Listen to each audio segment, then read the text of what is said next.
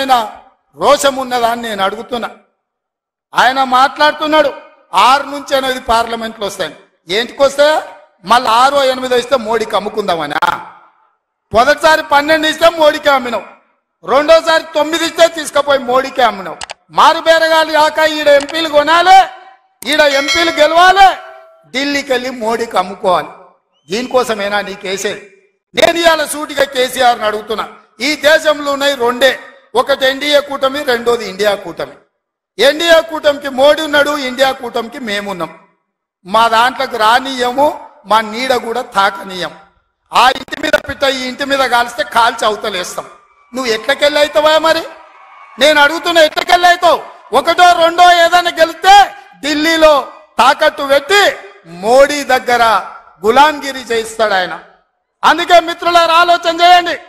ఇవాళ ఈ రాష్ట్రంలో ఈ దేశంలో పేద ప్రజల ప్రభుత్వం ఏర్పడాలి అంటే 10 ఏళ్ళు ప్రధానమంత్రిగా ఉన్న నరేంద్ర మోడీ ప్రతి పేదవాడి ఖాతాలో 15 లక్షల రూపాయలు వేస్తా అన్నాడు. ప్రతి పేదవాడికి ఇల్లు కట్టిస్తా అన్నాడు. ప్రతి సంవత్సరం 2 కోట్ల ఉద్యోగాలు ఇస్తా అన్నాడు. రైతుల ఆదాయం 2 చేస్తా అన్నాడు. ఎవరి ఖాతాలన్న మోడీ 15 లక్షలు వేసిండా? మిత్రులారా వేసిండా? మీకేమన్నా ఇల్లు కట్టించిండా? మీకు ఉద్యోగాలు ఇచ్చిండా? మన ప్రాంతానికి ఎప్పుడన్నా వచ్చిండా? పోనీ మీ ప్రాంతంలో ఆదివాసీ బిడ్డ స్వయం బాబురావుని ఎంపీ గెలిపించిండు, మంత్రి పదవిని ఇచ్చిండా? మరి ఏమి ఇయ్యనప్పుడు ఈ ప్రాంతంలో మోడీకి ఓటెందుకు వేయాలని నేను అడుగుతున్నా. మీరు ఆలోచన చేయండి. ఇవాళ మతం పేరు మీద ఒకడు, మద్యం పేరు మీద ఇంకొకడు రేపు ఎన్నికల్లో ఓట్లు అడగడానికి వస్తారు. ఇవాళ మతం పేరు మతం ఒక రకం మత్తు అయితే మద్యం ఇంకొక రకం మత్తు. మోడీ కేడీ ఇద్దరు ఒక్కటయ్యి కాంగ్రెస్ ను అడ్డుకోవాలని చూస్తున్నారు. అందుకే మిత్రులారా, ఆదిలాబాద్ దత్తత తీసుకునే బాధ్యత మాది, మా ప్రభుత్వాన్ని. మీకు యూనివర్సిటీ ఇచ్చే బాధ్యత మాది, మా ప్రభుత్వాన్ని.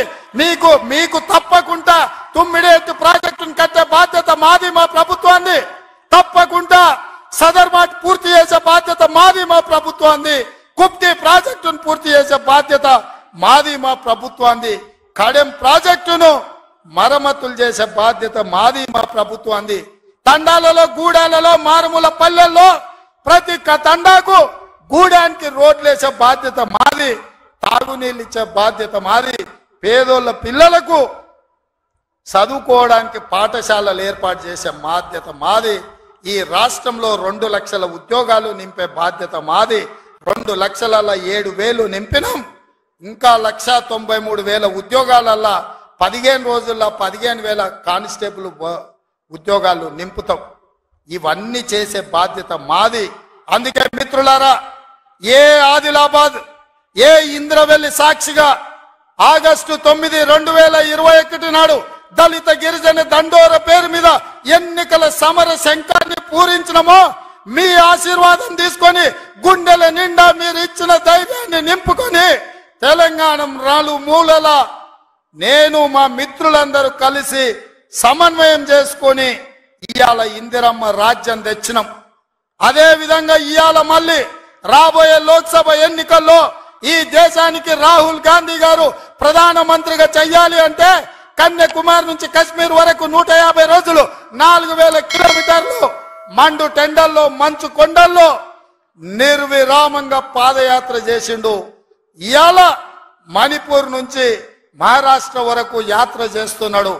అలాంటి త్యాగం చేసే నాయకుడు. వాళ్ళ నాయనమ్మ ఈ దేశం కోసం ప్రాణం ఇచ్చింది, వాళ్ళ నాయన ఈ దేశం కోసం ప్రాణాలు ఇచ్చాడు, వాళ్ళ అమ్మ ఈ దేశం కోసం పదవి త్యాగం చేసింది. అలాంటి గొప్ప నాయకుడు ఇందిరమ్మ మనవడు ఈ దేశానికి ప్రధానమంత్రి కావాలి.